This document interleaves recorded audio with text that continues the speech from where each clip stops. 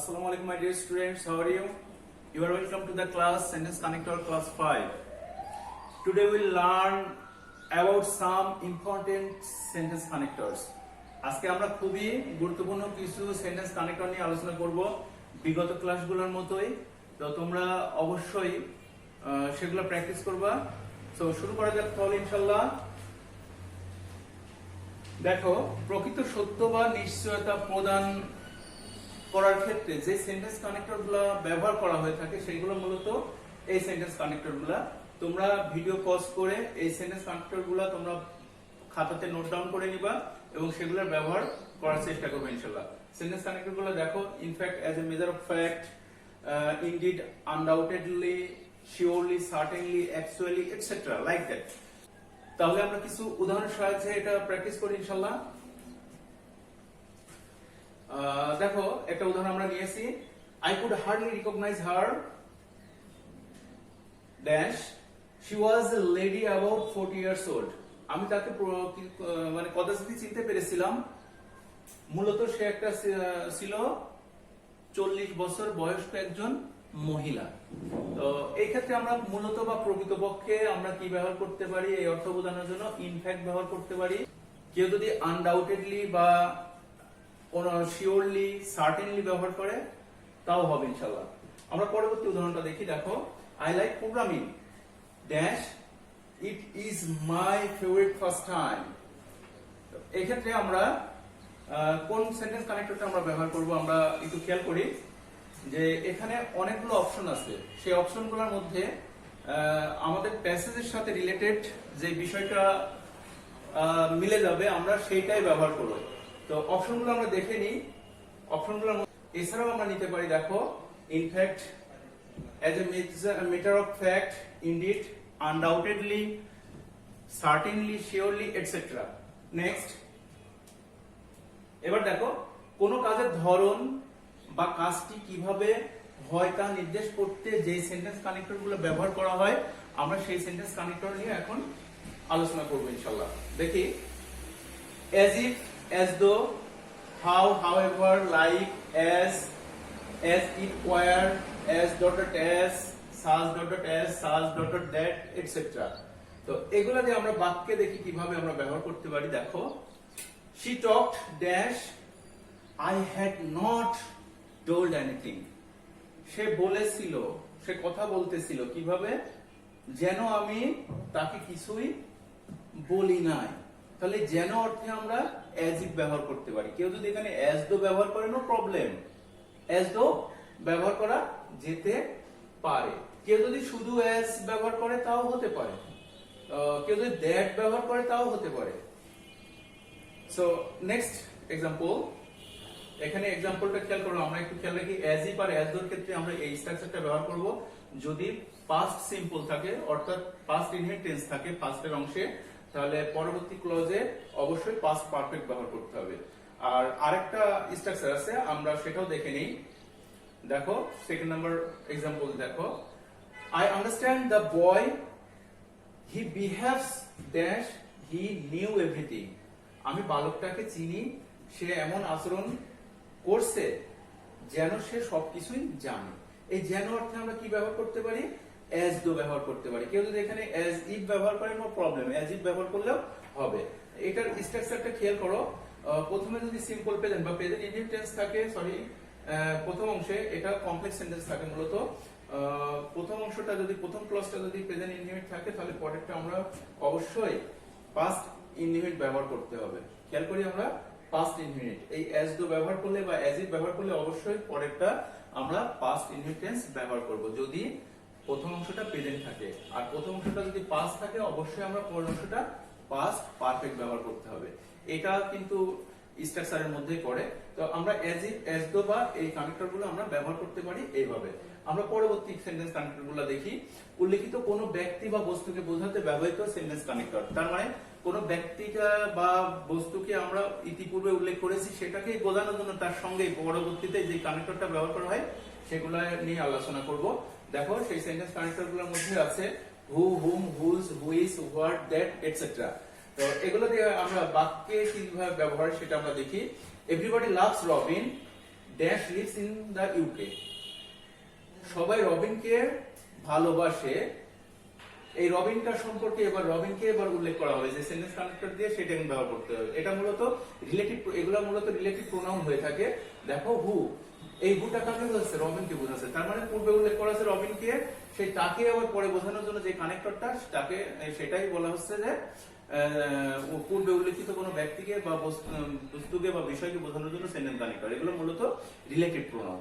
Next আমরা খেয়াল করে দেখি, the pen dash I bought yesterday is lost. যে কলমটা আমি গতকালকে কিনেছি সেই কলমটা কি করেছে? হারিয়ে গেছে। তাহলে এই যে দা পেনটাকে আমি কি করেছি? প্রথমে উল্লেখ করেছি, এবং সেটাকে বোঝাতে জন্যই আমি কি ব্যবহার করব? দ্যাট ব্যবহার করব। এখন খেয়াল করি, ব্যক্তির ক্ষেত্রে হু হবে, বস্তুর ক্ষেত্রে দ্যাট হবে, আর বিষয় বোঝালে সেখানে দ্যাট তো ব্যবহার করা যেতে পারে। আমরা পরবর্তী কানেক্টরগুলো দেখি। সমজাতীয় অতিরিক্ত তথ্য প্রদান করতে ব্যবহৃত সেন্টেন্স কানেক্টরস, মানে একই রকম কোন বিষয়, যেরকম আমরা বলি রহিম এন্ড করিম, দুজন ব্যক্তি, এটা সমজাতীয়। আমরা বলি হচ্ছে ম্যাঙ্গো এন্ড অ্যাপলস, সমজাতীয়। তার মানে আমরা পাশাপাশি কোনো দুইটা জিনিসকে ব্যবহার করতে, school and colleges, schools and colleges, তাহলে কি সমজাতীয়। তো এই ক্ষেত্রে আমরা যে কানেক্টরগুলো ব্যবহার করে থাকি সেগুলো দেখো, and either dot dot or, neither dot dot nor, not only dot dot but also to, etc. These types of sentence connector, you should note down them and practice them regularly. So we may practice through examples. She went to Faridpur dash attended the birthday party. সে ফরিদপুর গিয়েছিল কি জন্য? জন্মদিনে কি করতে? যোগদান করতে। এখন দেখো, she went to Faridpur dash attended, এই attended কে অ্যাটেন্ড করেছিল? she অ্যাটেন্ড করেছিল। তার মানে she attended, তার মানে দুইটা ক্লজ কে যুক্ত করা হয়েছে, দুইটাই সমজাতীয় ক্লজ। সেজন্য এখানে আমরা কি ব্যবহার করব? and ব্যবহার করব। মূলত এটা কম্পাউন্ড সেন্টেন্সে কোঅর্ডিনেট ক্লজ কে, সমজাতীয় ক্লজ কে যুক্ত করা হয় and but or দিয়ে। আচ্ছা, এবার আমরা দেখি, দেখো ড্যাশ শিল্পী dash her friends has done this. হয় শিল্পী অথবা তার বন্ধু কি করেছে? এটা করেছে। তাহলে এখানে হয় অথবা বা নয় নতুবা আমরা either or যেটা আমরা ব্যবহার করে থাকি, দেখো either শিল্পী or her friend has done this, হয় শিল্পী অথবা তার বন্ধু এটা করেছে। এই ক্ষেত্রে আমরা either dot dot or ব্যবহার করতে পারবো। নেক্সট, এবার দেখি আমরা শর্ত সাপেক্ষে কোন কাজ করা হয় সেই ক্ষেত্রে কোন ধরনের আমরা সেন্টেন্স কানেক্টর ব্যবহার করি। তার মানে একটা যদি ঘটে তাহলে পরেরটা ঘটবে। তার মানে যদি শব্দের সাথে সম্পৃক্ত যে সেন্টেন্স কানেক্টর গুলো, সেগুলো আমরা একটু দেখি। সেগুলোর মধ্যে রয়েছে if, whether dot dot or, provided that, providing that, as long as, surprising, etc. like this. So you should note down them and you should practice them regularly. So আমরা কিছু উদাহরণের মাধ্যমে এগুলা প্র্যাকটিস করব। দেখি, এখানে আমি একটি মাত্র উদাহরণ দেখো, if you come I shall go. তার মানে যদি তুমি আসো আমি যাব।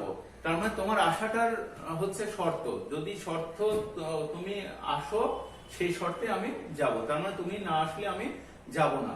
এই যে এই ক্ষেত্রে যদি তাহলে, তার মানে এটা শর্ত সাপেক্ষ বাক্য, এই ক্ষেত্রে আমরা ইফ দ্বারা যুক্ত করতে পারবো। আচ্ছা, এবার দেখি আমরা আরেকটা উদাহরণ, I don't know whether he wants it। আমি জানি না কিনা সে এটা চাচ্ছে কিনা। তার মানে যদি কিনা সে এটা চাচ্ছে কিনা, এখানে whether-ও দেওয়া যেতে পারে, কেউ যদি ইফ ব্যবহার করে তাও হবে ইনশাআল্লাহ। এখানে যদি ইফ দাও, খেয়াল করো, আই ডোন্ট নো, আমি জানি না, ইফ হি ওয়ান্টস ইট, যদি সে এটা চায় কিনা। তো সবচেয়ে whether কথাটা এখানে অ্যাপ্রোপ্রিয়েট হয়। তো তোমাদের ব্যবহারটা সবসময় খেয়াল রাখতে হবে কোন শব্দটা কোথায় অ্যাপ্রোপ্রিয়েট। এই অ্যাপ্রোপ্রিয়েটটা মানে সঠিকটা, বেশি যেটা সঠিক সেটা আমরা ব্যবহার করবো ইনশাআল্লাহ। এবারে আমরা দেখি, কোন বিষয় সম্পর্কে বলতে কিংবা কোন প্রসঙ্গ বোঝাতে ব্যবহৃত সেন্টেন্স কানেক্টরস, মানে কোন বিষয় সম্পর্কে, কোন বিষয় সম্পর্কে জানতে যেগুলো ব্যবহার করি আমরা সেগুলো দেখি। Incidentally, unfortunately, by the way, in reference to or with reference to, in respect to or with respect to, in regard to or with regard to. Let's now turn to talking of, speaking of, as for, about, regarding, like this. এগুলো মূলত ব্যবহার করে হয়ে থাকে। আমরা এরও কিছু উদাহরণের মাধ্যমে প্র্যাকটিস করব ইনশাআল্লাহ। দেখি, incidentally I was present there and got all the information. তার মানে কি, ঘটনাক্রমে আমি সেখানে উপস্থিত ছিলাম।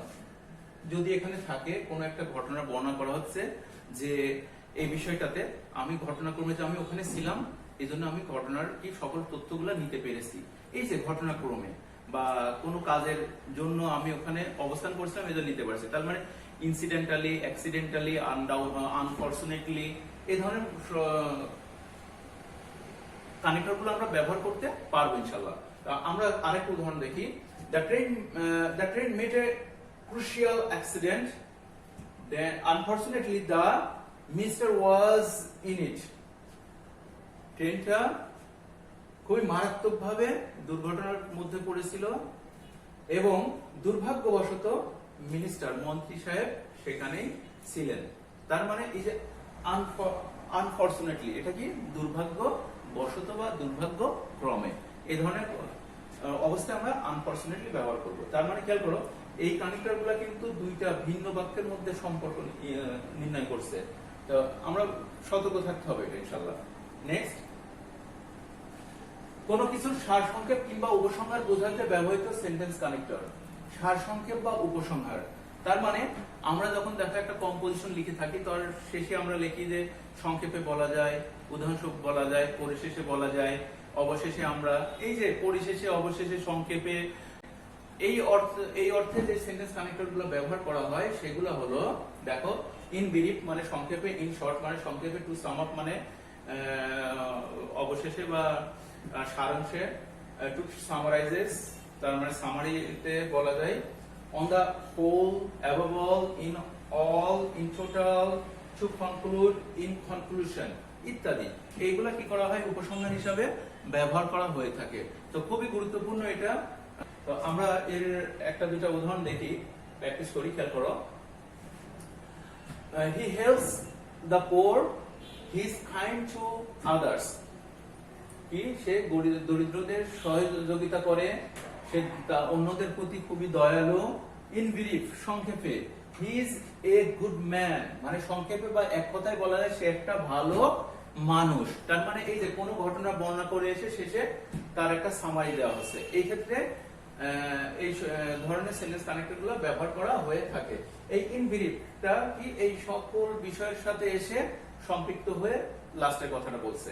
করো, she was meritorious, active and sincere.